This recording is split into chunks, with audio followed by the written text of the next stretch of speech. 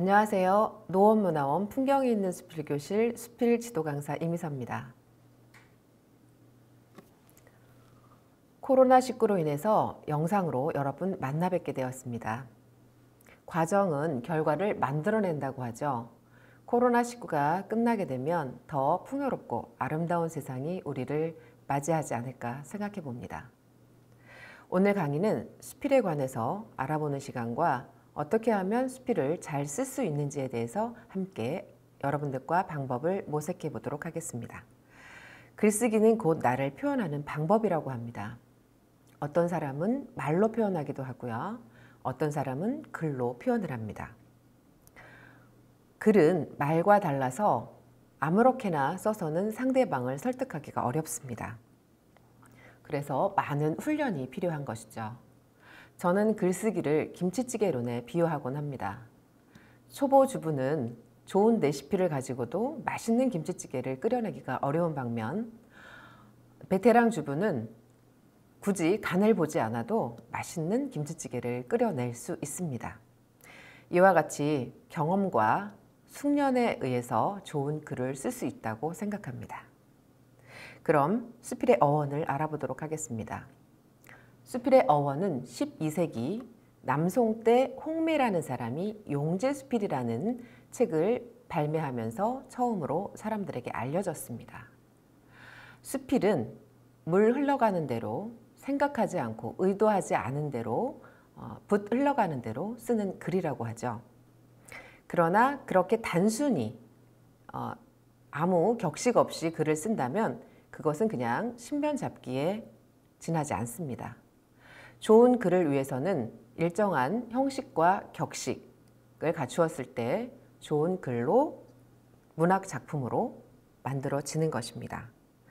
수필의 범위는 굉장히 다양한데요. 일기, 기행문, 편지, 독후감, 서평, 논평 등 운문을 제외한 모든 장르가 이 수필에 포함된다고 보시면 됩니다. 수필은 내용에 따라서 두 가지로 나누게 됩니다. 일상을 일기처럼 가볍게 써내려간 글은 경수필이라고 말합니다. 또 하나는 사회적인 문제나 시사적인 문제를 자신의 의견에 빗대어서 쓰는 중수필이 있는데요. 중수필과 경수필 어떤 수필이 더 좋냐고 사람들이 생각할 수 있지만 중수필이나 경수필 모두 다 어떤 주제의식을 가지고 있다면 둘 다 문학적인 역할을 하고 있다고 볼 수 있습니다. 이번에는 수필에 약이 되는 요소와 독이 되는 요소를 알아보도록 하겠습니다. 먼저 독이 되는 요소들입니다. 첫 번째로 도덕성의 흠결을 가져오는 글입니다. 좋은 글을 쓰고자 자신을 비도덕적인 사람으로 낮추거나 또는 상대를 비하하거나 폐마하는 그런 일들이 없어야 됩니다. 두 번째로는 자기 자랑이 들어가는 글은 피해야 됩니다. 많은 사람들은 자랑을 선호하지 않습니다. 말로 듣는 자랑도 들어주기 힘든 세상에 시간 들여서 읽는 글 속에서 작가의 자랑을 들어주기란 쉽지가 않습니다. 반대로 자신의 아픔이나 보이지 않는 어려움이 있다면 그런 내용에는 사람들이 훨씬 관대하게 바라볼 것입니다. 세 번째로 성의 없는 글입니다. 내용이 난삽하거나 주제의식이 결여된 글이 여기에 포함된다고 할 수 있겠죠. 이와 반대로 약이 되는 요소들을 알아보도록 하겠습니다. 첫 번째로 개성이 있는 글입니다. 과거에는 아름다운 사람이 많은 환호를 받았다면 지금은 개성시대입니다. 비록 얼굴이 예쁘지는 않더라도 개성이 강한 사람들이 대접받는 시대이죠. 그래서 개성이 있는 글도 또한 사람들에게 매력을 줄 수 있습니다. 두 번째로 주제가 있는 글입니다. 무엇보다 중요한데요. 글을 쓰는 목적이 바로 여기에 있기 때문입니다. 주제가 선명할수록 좋은 글이 된다고 합니다. 세 번째로 신선한 소재입니다. 똑같은 소재를 가지고도 음식을 잘 버무리지 못하면 실패한 음식이 되고요. 요리사가 잘 버무리게 된다면 좋은 글이 될 수 있습니다. 수필은 작가가 직접 경험하고 체험한 것을 바탕으로 깨달음과 교훈을 함께 중심으로 써내려간 글이기 때문에 상당히 고백적입니다. 사람은 누구나 말하고 싶어하는 본능이 있죠. 아까 서두에 언급한 것과 같이 인간은 말하고 싶어하는 본능이 있습니다. 그것을 글로 쓰는 경우도 있고요. 말로 전하는 경우도 있습니다. 두 번째로 개성적입니다. 글쓴이의 성향, 특징이 자연스럽게 나타납니다. 세 번째로 비전문적입니다. 초등학생부터 성인까지 쓰는 것도 읽는 것도 나이 불문할 수 있으면 좋은 글이라고 할 수 있습니다. 네 번째로 신변 잡기에 관한 이야기, 어떤 것도 가능합니다. 다만 깨달음이 글 속에 녹아 있어야 더 좋은 글이라고 할 수 있습니다. 이번에는 수필의 전제와 수필의 본질에 관한 것들을 함께 알아보도록 하겠습니다. 수필은 붓 가는 대로 쓰는 글입니다. 의미화되지 않은 삶에 반복되는 일상들을 글로 풀어내는 글인데요. 수필은 재미를 추구하는 글은 아닙니다. 재미로만 따진다면 소설을 따르지 못할 것입니다. 수필은 결코 원색적이거나 말초적이지 않아야 됩니다. 그것이 바로 수필이 갖고 있는 고유한 품격입니다. 향기가 이때 진하지 않고 소리가 이때 요란하지 않고 아름다움이 이때 천박하지 않은 글, 그게 바로 수필이라고 금마 피천득 선생님께서는 말씀을 하셨습니다. 수필의 본질에 대해서 알아보도록 하겠습니다. 수필은 사실의 체험입니다. 수필의 소재는 바로 현실 세계에서 작가 자신이 직접 겪은 사실과 체험을 바탕으로 쓰여지게 됩니다. 체험에는 직접 체험과 간접 체험이 있는데요. 간접 체험은 상상도 여기에 포함이 됩니다. 그러나 반드시 수필에서는 상상임을 밝혀야 됩니다. 수필은 1인칭의 문학입니다. 소설은 작가가 내세운 허구의 인물이 이야기를 이끌어 나가지만 수필은 작가 본인이 자신의 이야기를 직접 나타내는 문학입니다. 이어서 수필의 4가지 원칙과 5가지 방법론을 함께 알아보도록 하겠습니다. 첫 번째는 글은 간결하게 쓰는 게 좋습니다. 글은 짧고 뜻은 깊다라는 문단의 장이라는 말이 있죠. 이렇게 쓴 글은 함축미가 있고 여운이 있어서 읽을 맛이 납니다. 글이 짧으면 산뜻하고 뜻이 유연하다는 것입니다. 수필의 문장은 깔끔하고 간결하여야 합니다. 한자라도 덜 쓰고 같은 효과를 낸다면 글을 짧게 정리하는 게 좋은 수필이라고 볼 수 있습니다. 그렇게 해서 생긴 여백은 많은 사람들에게 더 생각할 수 있는 공간을 제공하기 때문입니다. 두 번째로 수필은 문장이 평이해야 합니다. 속뜻은 깊되 표현은 알기 쉽게 써야 하고요. 아무리 심오한 철학적인 진리를 나타내는 글이라 하더라도 표현만큼은 쉽게 써야 합니다. 아까 말한 대로 남녀노소 누가 읽거나 누가 쓰더라도 평이하게 다가와야 좋은 수필이라고 할 수 있습니다. 세 번째로 글은 정밀해야 됩니다. 특히 사물을 묘사하거나 정경을 서술할 때 혼미한 표현을 하거나 애매모호한 표현을 해서는 좋은 글이 되지 못합니다. 구체적인 실감을 주도록 치밀한 표현을 해야 하며 글은 적확한 표현을 했을 때 글이 제대로 자기 역할을 하는 것입니다. 플로베르가 한 일물일어라는 말이 있습니다.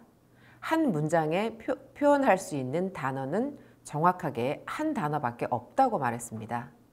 그와 같이 글을 쓸 때는 생각을 많이 하고 정밀한 글을 쓰기 위한 노력을 기울여야 됩니다. 네 번째로 글은 솔직해야 됩니다.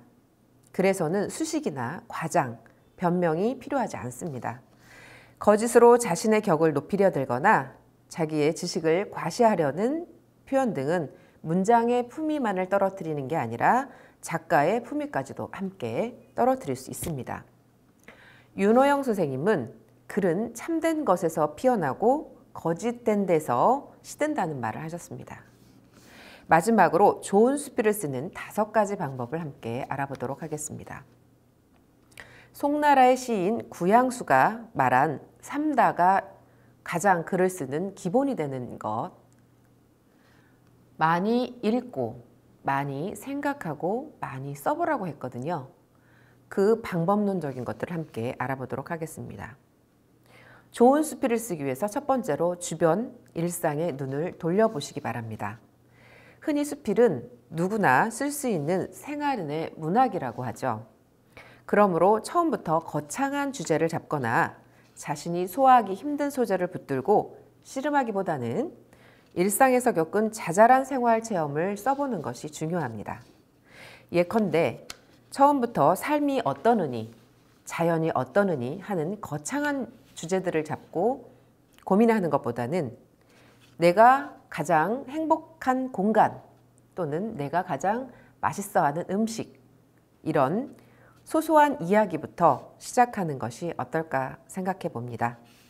두 번째로 솔직 담백하게 쓰려고 하는 태도가 필요합니다.